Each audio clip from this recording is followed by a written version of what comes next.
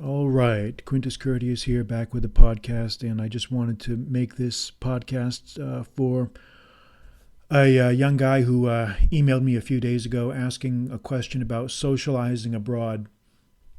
And this is a pretty common issue here, so I thought this would be worth doing a podcast about, just to, give some thoughts. Basically, this is a guy he's currently abroad in France.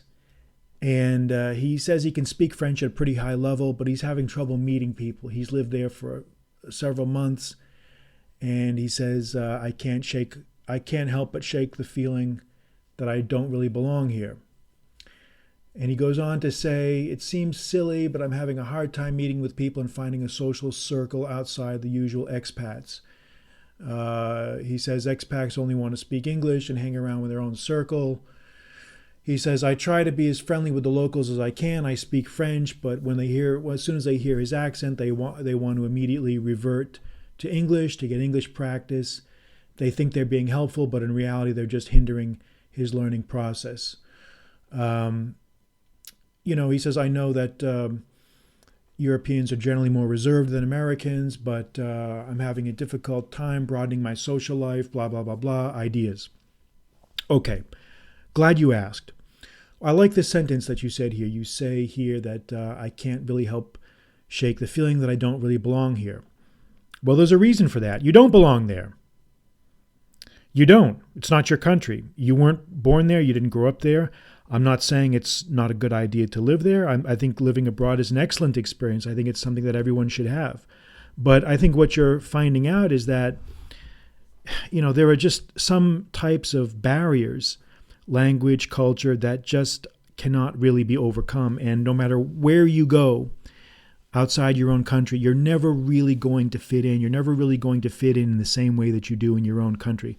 And this is just the way it is. It's no criticism of France, no criticism of any other country. That's just the way it is. And it is very difficult to have a social circle and to find friends when you're living abroad. It's very difficult to integrate yourself into the local culture when you're living abroad because you don't belong there. You're not from there. And I had to learn this the hard way myself. My experience in living abroad was not in Europe. It was in Asia. When I was in the military, I lived for a couple of years in Japan, and then after I got out, I was sometime in Korea.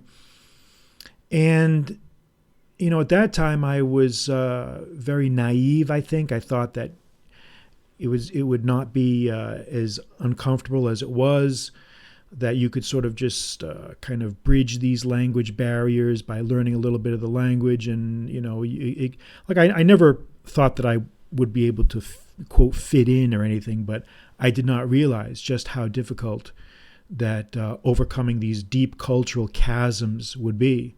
And that no matter what you do and no matter where you go, no one is ever going to let you forget that you're a foreigner, that you don't belong there. And after a while, it really sours you on a place, and it's the type of thing that is a learning experience, but not in a pleasant way. It's an unpleasant learning experience. But I think it's a necessary one. I think it was a good thing for me to realize that, and I think it's a good thing for you also to realize that. No, again, don't take this too far and don't misinterpret what I'm saying. I've always been a huge proponent of foreign language study. I think everyone should try to learn as many languages as they possibly can. But on the other hand, I think it's also important or when you're living abroad, when you're going abroad, not to have unrealistic expectations. That's the thing. You can't have unrealistic expectations. Cultural barriers are much more pronounced than I think the media leads us to believe, even today.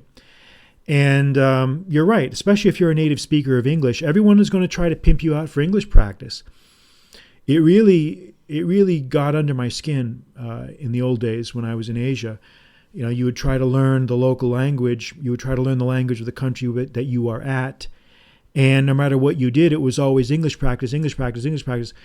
And it felt like a constant battle. It felt like a constant push-pull battle of language where you'd speak to them in their language, they would answer you in English, or it was almost like they just people just saw you as some sort of walking lexicon of English in some ways. And it doesn't sound like much, but if you combine that with a lot of other things, after a while it really gets to you, you know. So, you know, when you ask about, you know, what are some ways to meet locals and to broaden your social horizons, I mean, look, man, there's no easy answer to that. You're going to have to just do the best you can. I don't know from your email how long you intend to be there. It's not clear how long you intend to be there. Is it for 1 year or 2 years or 6 months or whatever? But you're going to do the best you can. You have to do the best you can. You should not, the worst thing you can do is just give up and just hide in your room, in your cubicle, and just say, screw this, I'm out of here, and blah, blah, blah, blah. At least you're in, you know, Western civilization. You're not in East Asia. There is at least some commonalities you're going to have. It's not as bad as if you're in a totally different cultural universe. And I think the key thing is to try to find an activity that you enjoy. Try to find some sort of activity, some sort of diversion that you enjoy doing, so that it's not just about finding a social circle. You're doing something you enjoy, and in the process of doing that, maybe you'll meet some people. Maybe you'll find some people by doing those activities. And you got to do that. You know, I think you've got to try to just get out there and just literally just try to, you know, seek out people that maybe don't know English. You know, maybe go to the countryside, maybe go to more rural areas, go to places where people's are not as upwardly mobile and ambitious, and they don't really care about using French with you. But you got to do the best you can. There's no easy answer, and the only answer that really makes any sense and that really means anything is to get in there and keep trying. Remember, you chose that. You chose that location. You chose it. And whether you want to or not, you're going to learn. You're going to get a lesson from this experience. Maybe not in the way you thought you would get it, but you're going to get it. And you will come back much, much, much wiser. And what you will find out is, if you put in a max effort now, you will find out that in the years ahead, the rewards will continue to trickle through your consciousness in ways that you never expected. Your time abroad will become part of you, and it will sort of imbue your consciousness, and it will color the way you view the world in good ways and in ways that you never thought would happen. And believe me when I say that, because even now, the time that I've spent abroad has been very, very, very beneficial for me. And you think about it all the time, and it's well worth it. It's painful, and it's can be agonizing in many ways and frustrating, deeply, deeply frustrating. But this is the way it is. So get in there, don't give up, and keep trying. All right, that's enough for now. Quintus Curtius, good night.